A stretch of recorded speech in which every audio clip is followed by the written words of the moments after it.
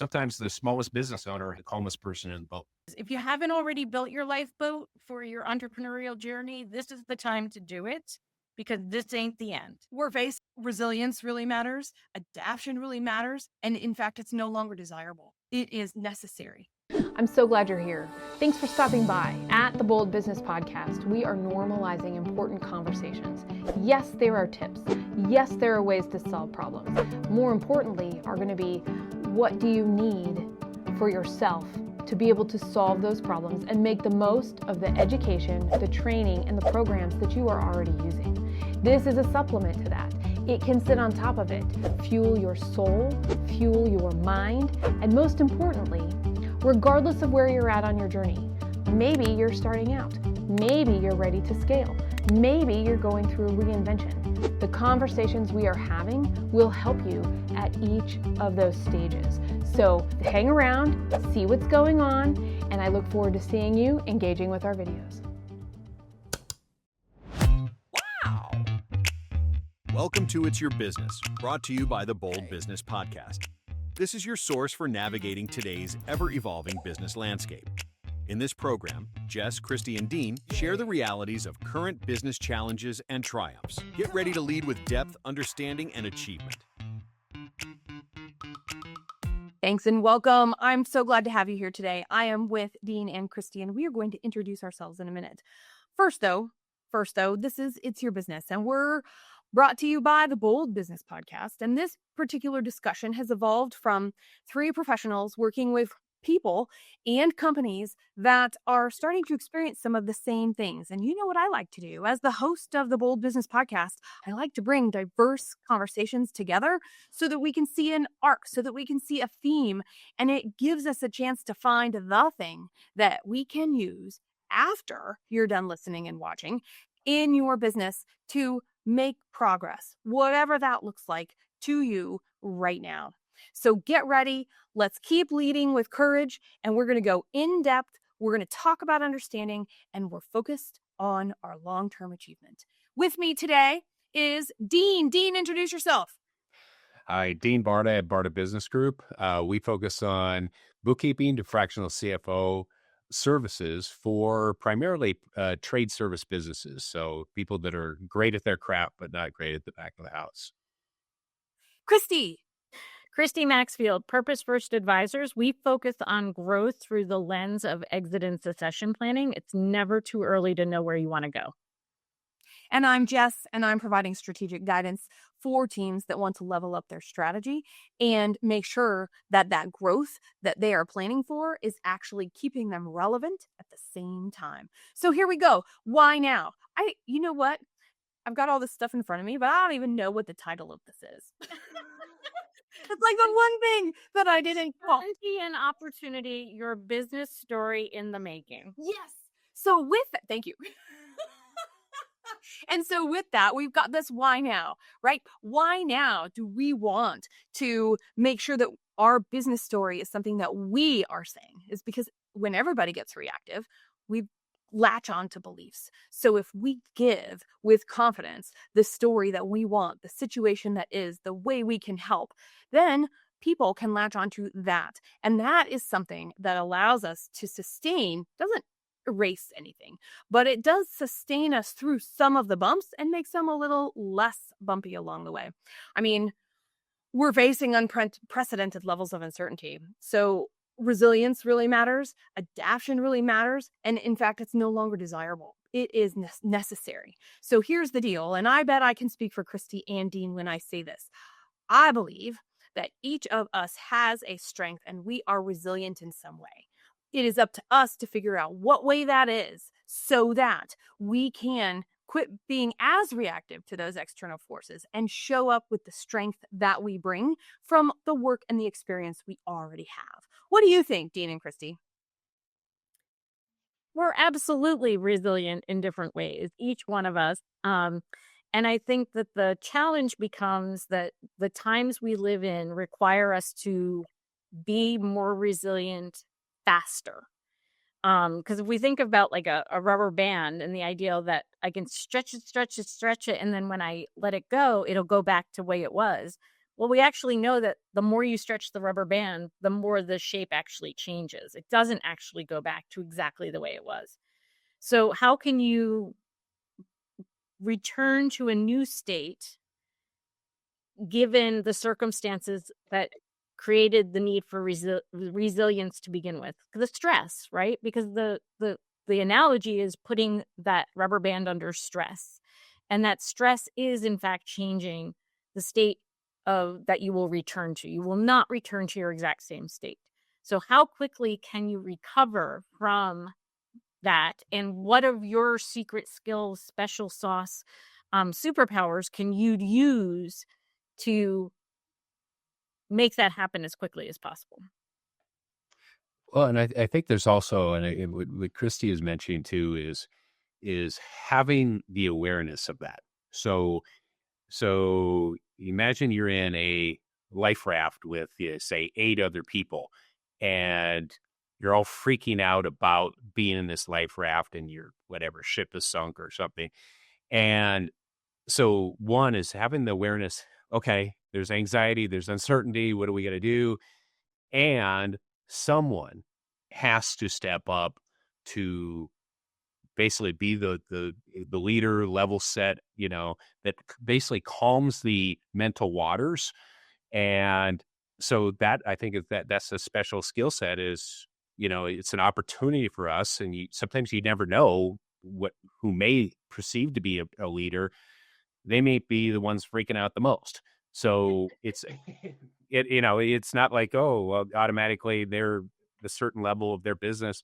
No, sometimes the smallest business owner is the calmest person in the boat. So that's tapping. It's an opportunity to tap into our superpowers. Mm-hmm. And we're going to talk about this conversation in 3 parts. And in these 3 parts, who knows where we will go? You are in for a ride, just like we are on this. I don't know what river we're on. I hope it's calm, Dean. Let's just say that it's calm. But so our three pieces, our first section that we will go into will be, in our strategy, we are talking about and always thinking about forward looking, a year, 5 years or more. Well, sometimes during serious levels of uncertainty, it is the right thing to do to dial it back and just look at 90 days. Know the rest is there. Go back to it later. Just 90 days. So that's the first one. Rein it in terms of how far you're looking. The second one is we're going to share some of the problems that we're experiencing and that the clients that we're working with are experiencing, so that 1, you're not alone, and 2, that there are some interesting ways that we might talk about it to help you get another lens. So the first thing and the second thing. Now, the third part is, so what does that boil down? What are those skills that these companies, these teams, these leaders have actually brought to the table and are choosing to lean into, us included, so that we can leverage the skills that we have, because now's the time to use those instead of building new ones. New ones are going to come because of it, but we're going to focus on what can we do with it, right? 100%. Let's do it. So Dean, talk to us. This was actually something that you were sharing with us, right? Like, the first section, let's just go 90 days instead of any farther. Tell us more about that. Well, and it's, there's proven studies about, basically setting shorter term goals. And I think 90 days is a shorter term goal. And how do you accomplish things over 90 days? Guess what? Just like anything in life, it happens moment by moment, day by day. And really in my practice, whether it's physical or business or whatever, is the things I am doing today is going to affect what my business is 90 days from now. So we're constantly working, doing what we can right now to affect the future. And, or another way to look at it is thinking about, what would you have done differently 90 days ago if you would have known this was happening today? That's another way to look at it as well. Mm-hmm. Yeah. I like looking at it in 90 days because you can break down big goals into smaller, more manageable parts. But also in the midst of all the chaos, if you can decide that there are 3, maybe 4 at most, high value activities that have to continue regardless of what's going on around you, in order for you to have the likelihood of generating new business, retaining current business, launching new products, responding to the environment. There's things you have to do that are prerequisites for any anticipated outcome that you want. If I want to lose weight, I've got to cut back on my eating and ramp up on my movement. If I want to have new sales in 90 days, I have to really make sure that the sales and marketing practices that I know work for my business are being implemented with fidelity, even though there's other things crowding my brain space and maybe even requiring more time and energy. So that really comes down to this idea that if you have to strip away down to your core competencies and the essential functions that your business has and make it through, what are those going to be? And the best analogy I think we all have is actually to look at how restaurants responded to COVID. What are the things we do exceedingly well? How can we continue to do them given the limitations of our circumstances? And at what level do we have to continue doing them to have a viable business at the end? Everybody responded a little differently, but each restaurateur was trying to get to the other side. And so for some, that meant changing how they prepared their meals, how they delivered their meals, who they were selling to, how they were selling, what they were pricing. And for others, it also meant a contraction in footprint or the types of menus they were offering or when they were actually open. So what are the things you can be doing to preserve the core? Mm-hmm. That's true. And so I went looking for some information, researching this, and one of the stats that came up, which is a stat many of us might have heard in some variation, but The Economist reported in 2024 that companies and the leaders within these firms struggle to bridge the gap between strategy and its day-to-day implementation. And you know what the percentage was? 61%. And that's on a good day with not a whole lot of disruption. Correct. That's exactly right, Christy. And so thinking about that and knowing, okay, we're already at a deficit in general. We recognize there are some things we just let go. I'm going to add to the amazing insights that have already been shared by Dean and Christy by saying, this is the time to go, well, what have we actually been saying? And do we agree with it? Are we truly having the statements that communicate what we are attempting to do? It reinforces those short-term goals. It reinforces the core elements of what might the next clear step be. And I will tell you that I think that when and that worry goes up. So when we've talked about what risk our risk comfort and that risk comfort zone that we look at not only as individuals, but as an organization. And that's actually where our resilience is made. So even if we think we're in this really risky time, I would challenge, are we really?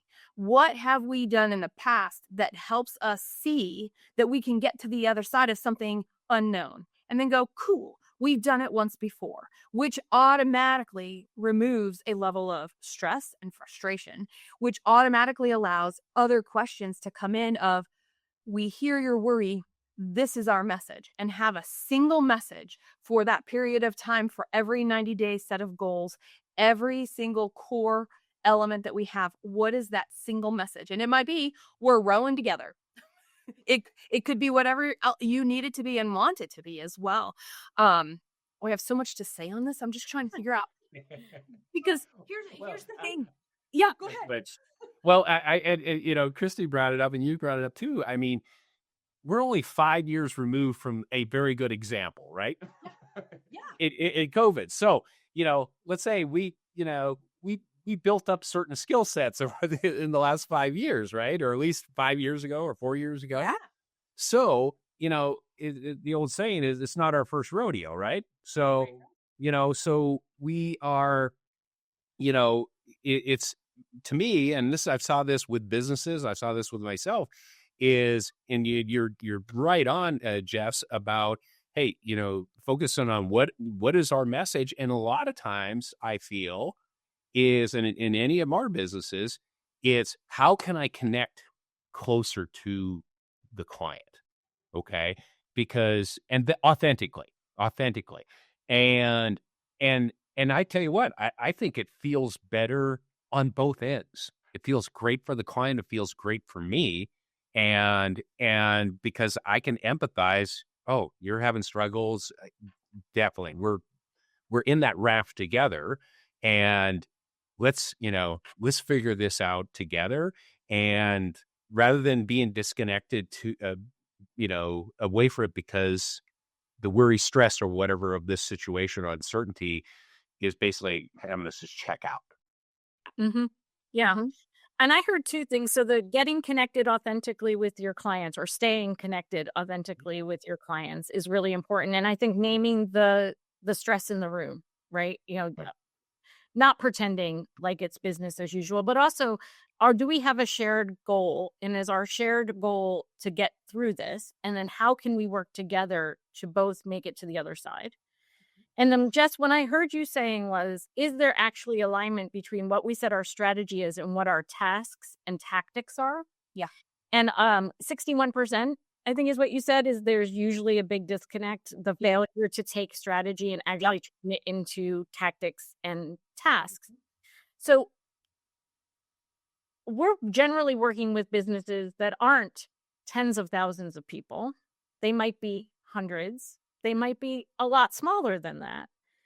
But any disconnect is going to waste time and energy that you don't have to waste.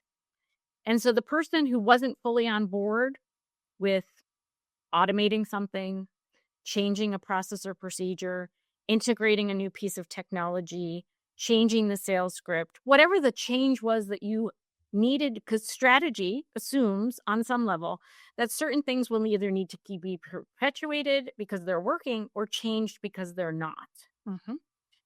And by the way, during this time, I would say don't worry about changing them because they're not. Let them go and work on what you can without change. And I would say that if your strategy for success was predicated on certain things changing because they were no longer sustainable, yes, and you've been turning a blind eye to the team member or members who aren't willing to make that change, it is time to say, this is what you're being invited to be a part of. This is how we are going to make it through the other side. I understand the discomfort, and all I can promise you is it will be uncomfortable until it becomes your new normal, and that we will work through that process together. Yep. But they need to then make that choice of, will I get on board with doing this so that we can all make it to the other side together? Or is the resistance to change too much and I need to opt out? I think it just highlights when things are good, there's a lot of room for letting certain things slide. And most of us don't have that luxury right now. And most of us are going to have to say, we're all either rowing in the same direction, or you're actively impeding our ability to be successful moving forward. And if that's the case, then this might not be the right place for you. Share your thoughts and questions in the comments below. I thrive on your feedback and engagement. You're listening to the Bold Business Podcast. I'm your host, Jess Dewell. This is your program for strategizing long-term success while diving deep into what the right work is for your business right now.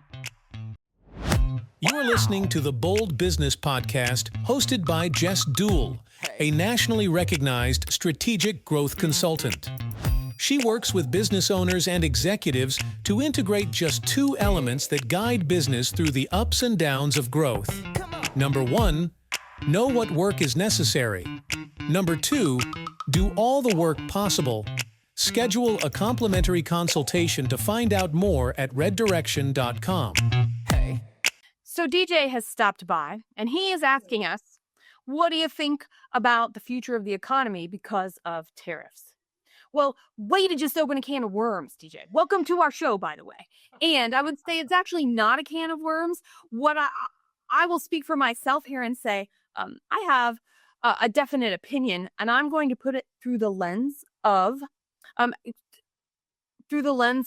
all of us where we're at today. And my statement would be this. We know where tariffs are coming from, and we may understand one of the many reasons, because it's not been clearly laid out to us, of what the objective of these tariffs are. So once we know that, I think there's going to be a lot more clarity about what our economy can do. Here's what I can tell you right now that I see being an issue for a lot of small and medium-sized enterprises. And that is, they just want to keep making their goods and services, and they want to keep getting it to the customers that want them. And with this uncertainty, it changes their expense. It changes their ability, their supply chain. It changes everything, which means if they can't keep making their product for some reason related to the uncertainty caused by tariffs, it's going to impact customers. And that relationship, we talked about relationships earlier so far, is going to really matter because we want to bring our customers with us through uncertainty sometimes. So that's just one of the things I would say. Plus, I'm like, do the businesses, small and medium-sized businesses, want to create the things that are going to be tariffed so they can keep making their product? That is a whole discussion, and nobody asked them. So I'm just going to point that out and say, call it good on that. Dean and Christy, what do you think you would add in this way? And what do you think about what I said? Dean, I'm going to defer to you. Well, I think, well, I don't know what you thought about what I was saying, but I will tell you, I was like, well, let's just put this in the lens of our conversation today. Okay, so tariffs, choose COVID, choose flooding, choose hurricanes, choose tornadoes. I mean, there is going to be a multitude of things of different scopes and sizes and, recessions, length of time. It's about just how you flex with this all. And so, and sometimes it's like, hey, you deal with, there's certainly the huge uncertainty when tariffs were first announced, but there's a pause on ones as long as it's not China right now. But so now it's like, okay, it gives you some time to do some more preparing. And so to me, it's like, yeah, we don't have the answers on how the economy. I'm not an economist, nor do I, claim to be. But it basically comes down to, what are you going to do today to help you, preserve or move forward with your business, no matter what comes up. I mean, that's really more of the point. And, you can have long discussions about anything about how it affects your business, but it really is just how any of us are reacting to the given situation. Yeah. Again, not an economist. I'm not even in the accounting field. So my relationship to understanding the overall impact on our economy is only to say that we know that whether it's man-made or otherwise, a lot of the things we've experienced, with the exception of COVID over the last 20 years, have actually been the outcome of a series of decisions. Think the housing crisis, right? That didn't just happen. And our ability to have a long enough runway to deal with the uncertainty that is inevitable in the system will determine whether or not we can be around for the recovery. And I know a lot of folks the focus is primarily on, how can I be here for what I know will be a recovery? It's unclear how long that which we will have to recover from will last and how severe it will be. Mm-hmm. So if the question is, how do I take advantage of a recovery when it happens? How do I make sure I'm positioned to do that? I think it really taps into entrepreneurism at its core, which is, can I imagine something that doesn't yet exist with resources that I don't currently control, that allow me to position myself in a dynamic landscape where opportunities are presenting themselves at different times? So some people will create businesses that did not exist prior to this. Some people will retool the businesses they have. Some people will decide that the business model they have is no longer sustainable. It is better to cut their losses and go do something else, whether that's with them, on their own, or with someone else. I think the idea that we will just hold on no matter what ignores the fact that for every business owner, there's going to be a different way to get to the other side. And ultimately, we have to make sure that we and our families are are taken care of to the best of our abilities. And so it might mean we have to face some harsh realities and make decisions that allow us to preserve our financial core so that we can do different things in the future that are yet to be determined. It's an unsettling time, but to Dean's point, we've been through a lot of unsettling times before. And I guess what I would really just say is if the unsettling times before didn't prove that we need to have access to capital lined up before we need it, we have to have financial reserves for when there is a rainy day because it will rain. We have to have the business practices in place that help us do what we do as efficiently as possible and the people on our teams that help us perform at our highest. Like if we haven't learned those lessons, please learn them now. Yeah, you have to either wear a lifeboat. Yeah, if you continue to want to go on the high seas without a lifeboat, that's your choice. But we know what constitutes lifeboat in this situation. We know what contributes to resilience. We know that there are things, we can identify key decision points, whether we're using financial metrics or other types of indicators. But please, if you haven't already built your lifeboat for your entrepreneurial journey, this is the time to do it because this ain't the end. This is just one in a series of things you will have to react to. It makes me think of the song by They Might Be Giants on their album Flood. Hang on tight. Right? That's really where we're at right now, I think. But regardless, I appreciate your points of view. And you know what? I'm also not an economist, but I don't mind saying, hey, this is what the people are telling me. They're telling me they weren't asked. And now what do? Because they have all these questions. They are now being looked to for answers. And I think that is an incredible, important thing to recognize and say out loud. You are going to be asked some tough questions that there are no answers for. We won't know until 10 years go by what the right questions to ask for today will be. So how do we navigate that? And that actually goes into the next part of what we want to talk about, which is what are the problems? And by the way, I think tariffs are a great lead into this because what are the problems that we are hearing and experiencing ourselves in addition to the clients that we're working with that will allow us to shape this question of, so we get to claim what we want and communicate that out. And there is opportunity in this uncertainty. Well, I mean, with, clients or even prospective clients that I'm working with is, just like any of us is, hey, if we think, it's funding. Okay. So are we going to have the resources, whether it's a nonprofit or a for-profit business, to make that investment in the business, and all that.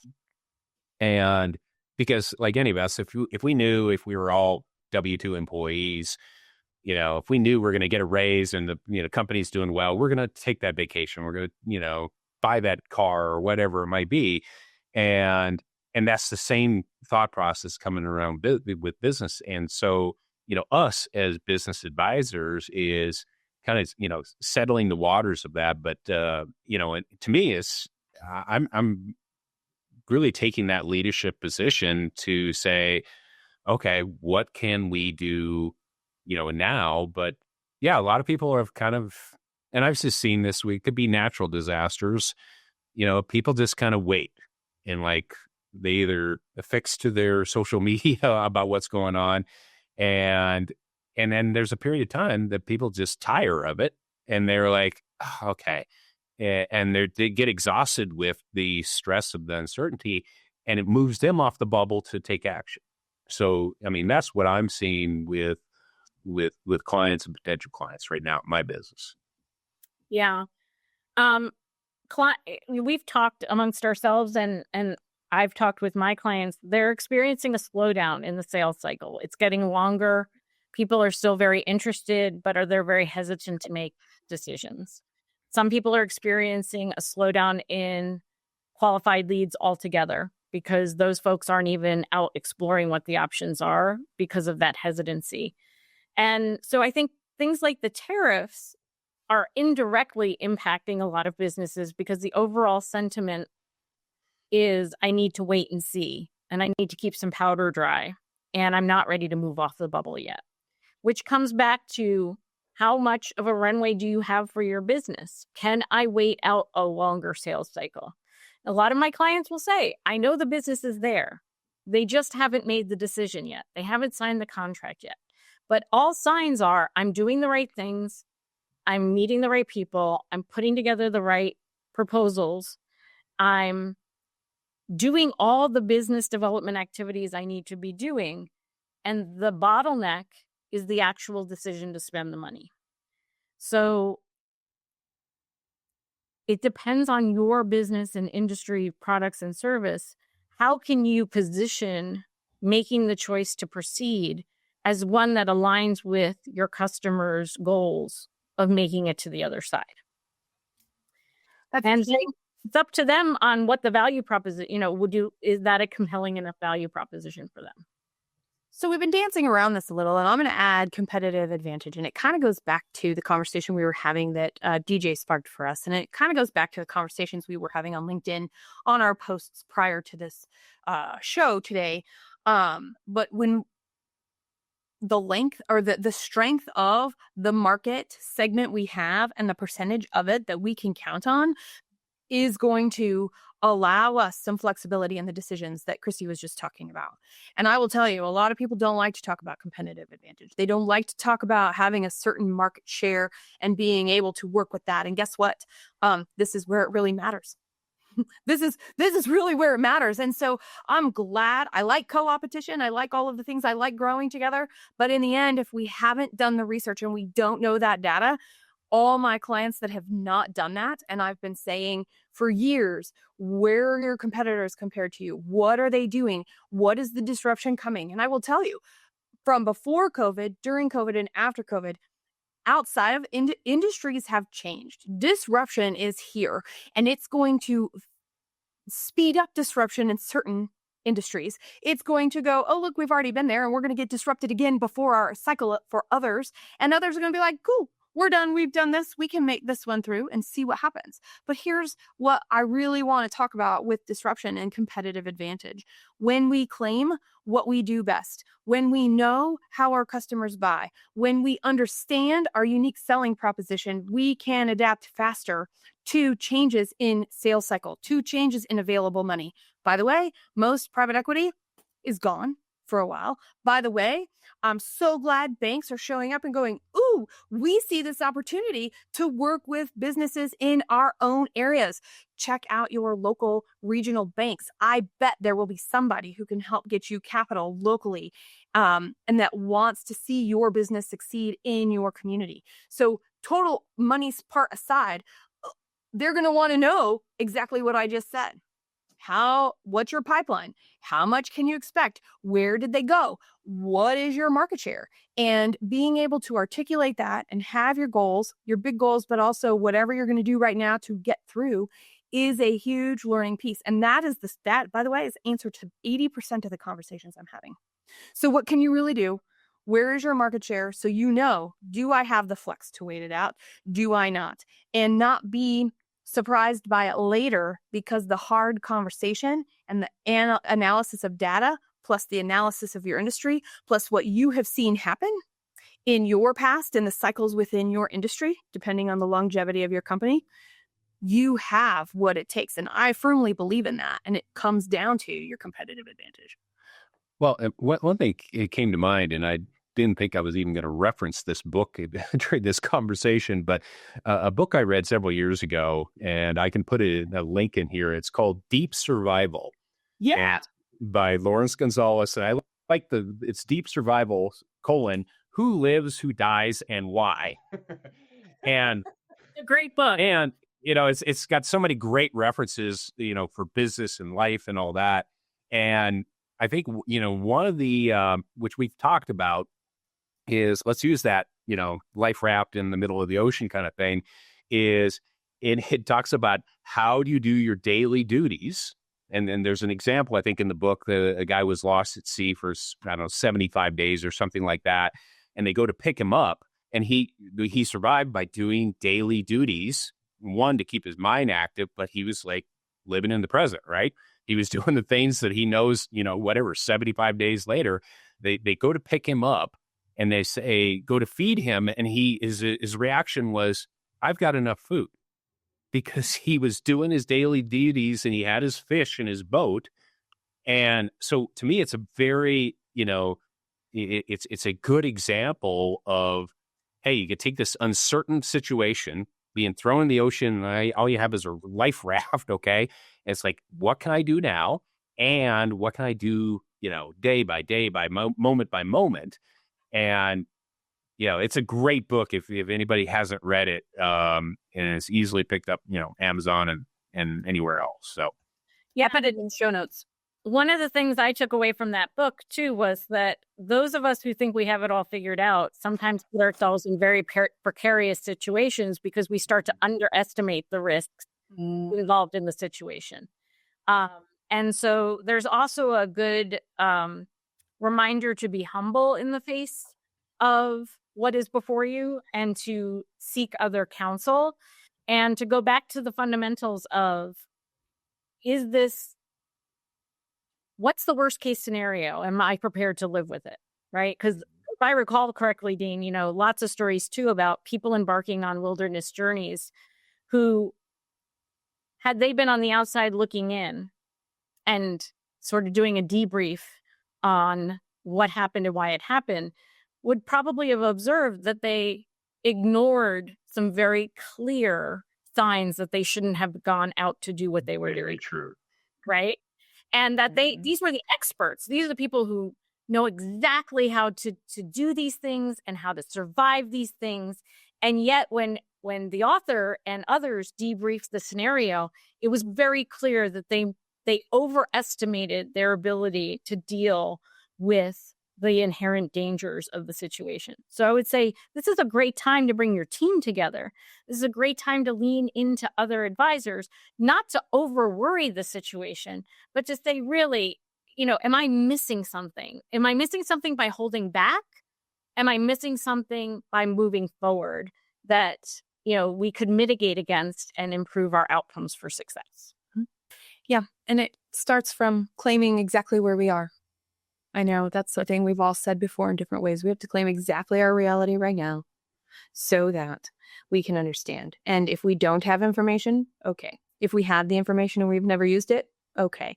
If we have gotten too comfortable, okay. If we're not comfortable enough, okay. Right? All of the things. The thing is, it's cool. No, that's my coolio. That's exactly all right. Whatever it is, we got something to work with. And I think that's what the sense of whatever the problem is.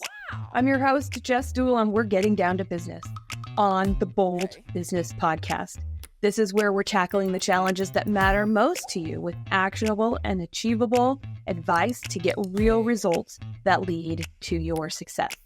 Don't forget, press that bell icon so you never miss a program. And it's time to subscribe as well. Focused on growth?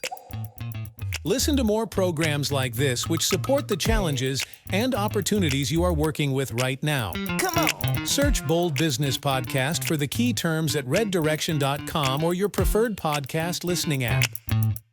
What did we name? We named sales pipeline. We've named capital drying up.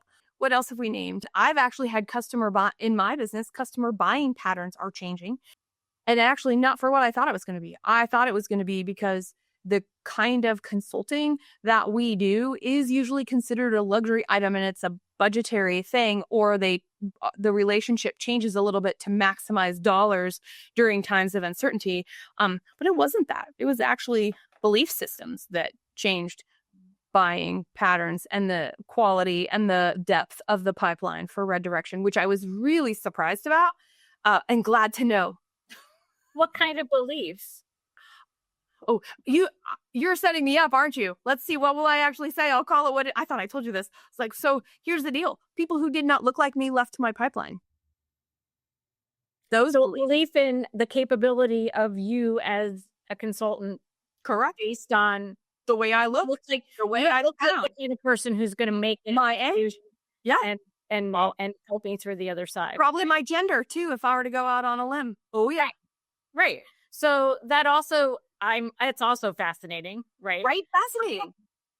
And part of your key differentiation is I don't look like you. That's right. And what does that allow me to bring to the table that you would never, ever think about? That you would never see if somebody like me who doesn't come from that particular mold was with you in this journey? What kind of questions would I ask that you're not asking? And resources, identifying even, I think, things as resources that others might either see as liabilities or not recognize as being part of their strength and their capability. And I actually appreciate you bringing that up, Christy, because here's what I actually think. I think people wanted shortcuts and they wanted quicker answers, and taking the time and putting in the effort turned out to be the problem. And the easiest answer was what I shared, which is really interesting to go, wow, it came back down to that. But is that really? And the answer is no, it's really not. So understanding what is acceptable, what is seen, and does it actually help us is probably a good filter to put on everything we are seeing and consuming right now. Fascinating. Yeah. Right. Thank you. Yeah. Really. And then, I'm thinking about just like the cost of doing business, going to a show and having a trade show booth, actually being on the road and going to client sites. What else? The cost of making sure that all the elements of distribution to get the parts to make your thing, the expectation of, well, what do we do now with the cost of everything digital and cybersecurity continuing to skyrocket when everything else is skyrocketing, and now you have to make a choice. Those are other things that are showing up in the dialogues that I'm having with customers, and that we're actually Red Direction is working with the cybersecurity piece too. The cost of what does that mean? How does that look? What is the information we have? Do we have too much? Do we not have enough? And then how do you protect it? And then what does that actually look like? That is a real conversation. It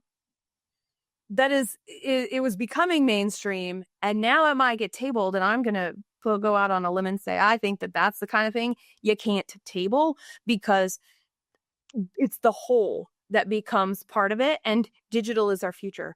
Data in the cloud is already a big part of our business. We've got to own that as well to know what do we want to do as we're going forward. Just a few things. Just a few. We could go on, but here's the deal. It's time for us to reintroduce ourselves. You are listening to It's Your Business, brought to you by the Bold Business Podcast. And I'm your host, Jess Dewell. And at Red Direction, we're working with leadership teams that want to level up their strategy to create long-lasting business growth through staying relevant in the moment and across time. Dean at Barta Business Group. We service trade service businesses with bookkeeping to fractional CFO services for small businesses. Christy. And I'm Christy Maxfield, Purpose First Advisors. We work with owners on growth through the lens of exit and succession planning so that you know exactly where you're going and what it's going to take to get there. And today, our show is about uncertainty and opportunity that lies within that uncertainty and the story of your business in the making. And really, business story can mean a lot of things. We're not talking about branding and marketing. We're talking about the narrative with which we show up, internal communication, the narrative with which we show up to support and bring knowledge and maybe even a little bit of calmness to our clients during times of uncertainty that they're impacted by as well. And so we've talked about, let's contract our big vision and have our goals be 90 days, an action-oriented step to contract actively. That was part one. Part two was the problems that we're hearing and experiencing. And now we're going to head into part three, which is, well, what are actually the actions we can take? What are the skills that we have? And how can we take something away from our conversation today, each person listening and watching, so that you can make progress in a way that fuels success to not only survive, but to actually have confidence with each of the decisions that we are making in this time of uncertainty. Well, I mean, one of the things that I've been doing in the last about 3-4 weeks, and one thing that we haven't mentioned is, we mentioned about, the stress of uncertainty, but, the the daily actions, they can be fun too. And so one of the things I've been doing is I've been reaching out to businesses in person. And we, my whole team, we're virtual and all that, and we can service clients, throughout the United States. And but it's personally fun for me to connect with business owners, face to face at trade shows and things like that. And that energizes me as a business owner. Obviously, I bring a different energy to that discussion. Instead of it being out of scarcity and worry, I'm coming there like, this is fun. I get to learn more about these different businesses, and and some businesses, some business owners I've met, I'm like, gosh, I would just want to hang out with you because you're cool people. So to me, I'm looking, that's what's, there's a fun aspect that, we can have fun during uncertainty. So it's allowed. Uh-huh. Absolutely. And creating space for the dialogue, where we can express the concerns we have, but also create an environment in which we're exploring the opportunities, we're exploring the possibilities, we're using a more future-oriented approach as opposed to a retrench and protect approach. One of my colleagues talks about, it's one thing to be the resistance, it's another thing to be the change.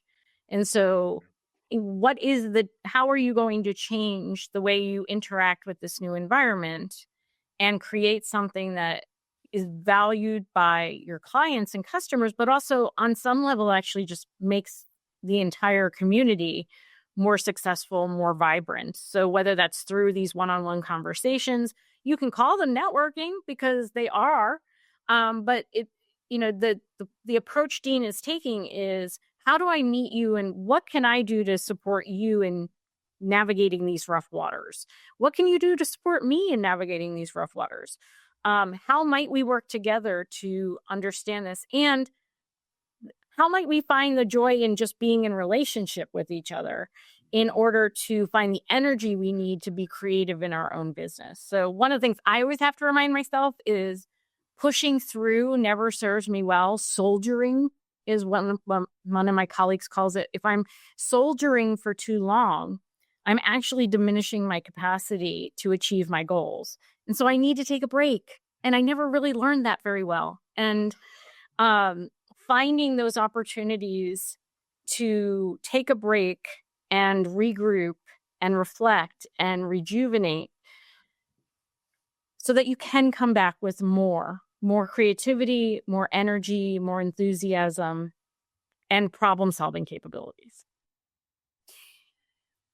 I heard a quote today. One of the newsletters I read is called CFO Brew. They actually have a lot of brews, and this is one that stuck with me today. I think I read 3 of them. Ray Dalio said, I think that right now we're at a decision-making point and very close to a recession.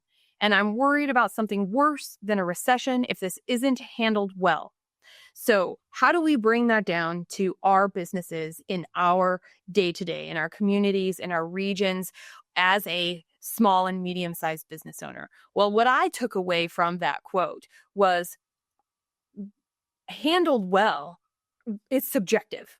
And so somewhat it came up for me right now because of what Christy was saying just now and the questions to ask and making space. And the second part of that really is, so our decisions are not set in stone. And so a challenge that I brought about what is a skill you could be using in finding out how much resilience you already have and how much capacity you actually have left for change is to challenge your decisions. What decisions have you made in the last 90 or 180 days that you can stop?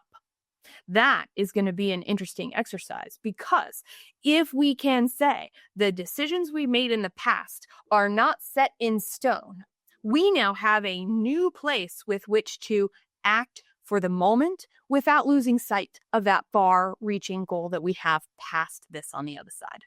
Yeah. Well, and clients I work with too are reflecting on, I was preparing to sell in the last 2-3 years. I've been doing the work necessary to sell, thinking I would be selling in 2025. But now what? right? Mhm. And so rather than how am I going to make it another 10 years to get back to the multiple I wanted to be at, if that's what they're thinking it's going to take, I would encourage them to look at what do you actually need? And under the circumstances, what are the things you would value most in a good deal? The dollar amount is only one piece of that. Being able to continue your legacy, preserving jobs, being able to continue to work even as you're transitioning through ownership, being able to have more free time and sufficient funds. So really understanding like what's enough for me, what's enough for my business. And if this moment in time is going to be longer or more painful or both than we were anticipating, how could I still create an outcome that is desirable to me, but undesirable on different terms? Mhm. And I just think we're always trained to just, I've got to strive. And it's the biggest number and the most amount of this and the most amount of that. And frankly, I would take lower revenue and higher profit margin any day of the week. And if that's what it takes to reimagine what your business looks like in this time, how can you look at your business through the lens of what preserves the things that are important and what allows us to function optimally despite the challenges we're facing? Well, this actually makes me think of something that I've been working with for years, which is this concept of we make decisions with three brains. And it's not my research. I've just been working with it since it came out. I will link to it. The two gentlemen who started doing this have eventually written a book called M-Braining, and they do a lot of training about this. So the three brains that they brought to the table are our head brain, our heart brain, and our gut brain. And before they had developed all their things, I went, oh, this is so great. I make decisions from my gut. This is amazing. So it was almost a little bit of permission to go, yeah, that's an okay way to do things because it's still supplemented, but all the other data we have, which I like. Now, some of us, I'm going to go to our heart brain and our head brain here, because in addition to where we make actions from, it's how do we show up in the world as we're doing that, regardless of which brain we use. What I've added to that is you have the way you make decisions and the steps you take. You might do it in action. By the way, that's me all the way. Take action, get data, adjust, keep going. Because if we don't know what's going on or we're feeling stuck, the quickest, easiest way to understand which might be helpful is to do something. So what actually ends up happening then are other people get stuck in structure. So action. We might be taking action to take action without stopping long enough to see how to adjust. So I'm going to bring that up as a skill. If that's where you're at, double down. Have I taken enough action to be able to be clear in that next step to support not being one of the 61% that doesn't know companies that don't know what's going on, tying strategy to day to navigate well and clear. Now there's this structure piece. This structure piece is, I like infrastructure. I like this. I like data. We're going to streamline. We're going to do all of these things. Well, it's easy to get stuck in that, thinking we're making forward progress when other things around us are eroding. And so we look to the data a little too much. We look to the bottom line a little too much. We not only just take what's easy, we then get into the weeds. As soon as we notice we're getting into the weeds, I challenge you to go, how do I step back so that I can actually see this from a different point of view? So we have action, we have structure, and then this perception. I got to think too much, which, by the way, love the thinkers too much, but then it can turn into overwhelm of I've got too much and how do I make this decision? So wherever we happen to be, we can actually use one of the other two that I just mentioned to help us get out of that and have a second look so that when we go to our advisors, when we go to our management team, when we go to our peers that we trust to talk about these relevant, real, scary things, we actually are open to understanding what they might say to help us take one step further, because it's about asking better questions. One of my colleagues was complimented on LinkedIn for her relentless optimism. And it kind of makes me think of, like, if your kitchen cabinet might need to have one relentless optimist, one realist, one pessimist, one doomsdayer, one utopia focused individual. I mean, you're kind of looking for that combination of head, heart, and gut, and the ability to bring those perceptions and take those actions in a way that creates more depth than you would have on your own. So in a time where the instinct might be to hunker down and isolate, I would say take Dean's call to action of continue to be part of the mix, make the time for those meetings, have those conversations, because they're going to yield good things that you may not be able to measure on your KPI dashboard, but that will be part of how you make it through the uncertainty you're facing. Because, and the other thing that goes is, like, even if the global economy were rosier, less unstable, less uncertain, each individual business and industry has its own disruptions in its own time frame. So even when you're doing great, somebody else is struggling. And the more we can encourage the behaviors that support that resilience, that ability to bounce back, but bounce back in whatever new shape has been created by the stress you were under, that I think is a skill that will serve you well past what's going on today. Well, and to the conversation we've been having, Pam actually commented on LinkedIn. I snagged it to share here. She says, uncertainty used to send me straight to spreadsheet spirals. And I thought that was brilliant.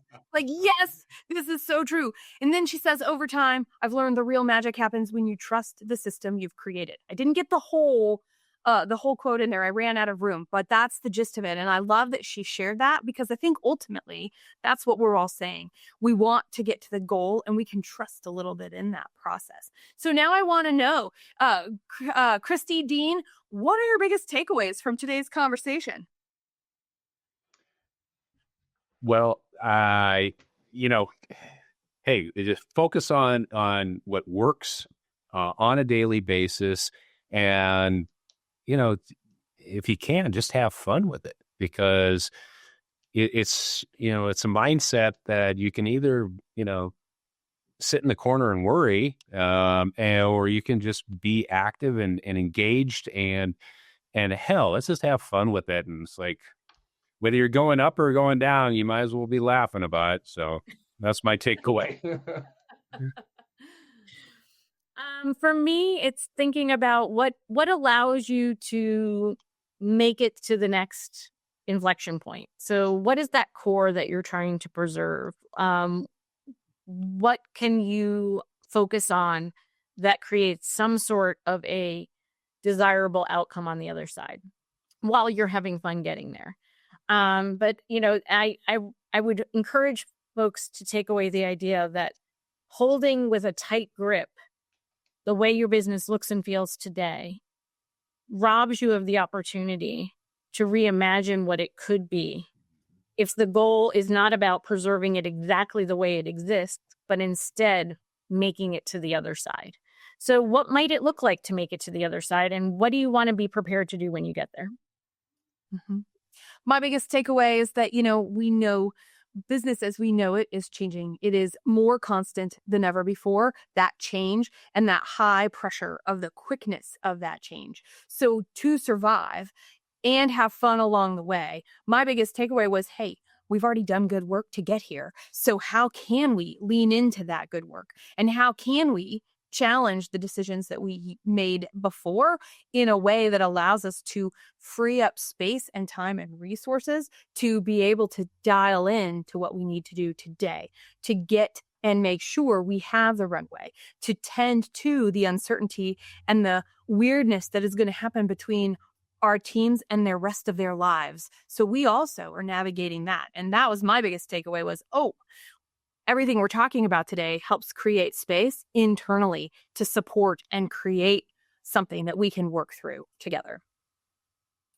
All right. Well, can you believe it? We've come to the end of another It's Your Business on the Bold Business Podcast. I'm telling you what, packed with great information. So this why now? Constant change. This why now?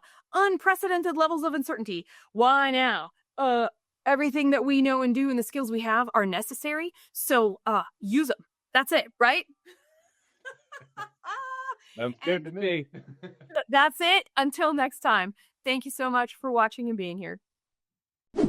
Every single time I have a conversation, I take away something that I want to share with 25 people. I know when you're listening to this podcast, you're also listening for that and will have something that you want to share. In the comments, I would like for you to engage with us. What is that thing that you want to tell 25 people from this program? Here's why it's important. It's important because, yeah, there are going to be how-tos. Yes, there are going to be steps. Yes, you're going to be like, oh, I wish I wrote that down. I wish I wasn't doing this and I could actually take action on that right now. But guess what? You're not. So engage right now, because that one thing you want to share with others will be the thing that you can figure out how to incorporate in your business, in your workflow, in your style tomorrow. Wow! Jess hosts the Bold Business Podcast to provide insights for building a resilient, profitable business by deeply understanding your growth strategy, ensuring market relevance, and your company's future. It is bold to deeply understand your growth strategy with your host, Jess Dewell. Get more information about how to drive solutions and reset your growth mindset at reddirection.com. Thank you for joining us, and special thanks to our post-production team at The Scott Treatment.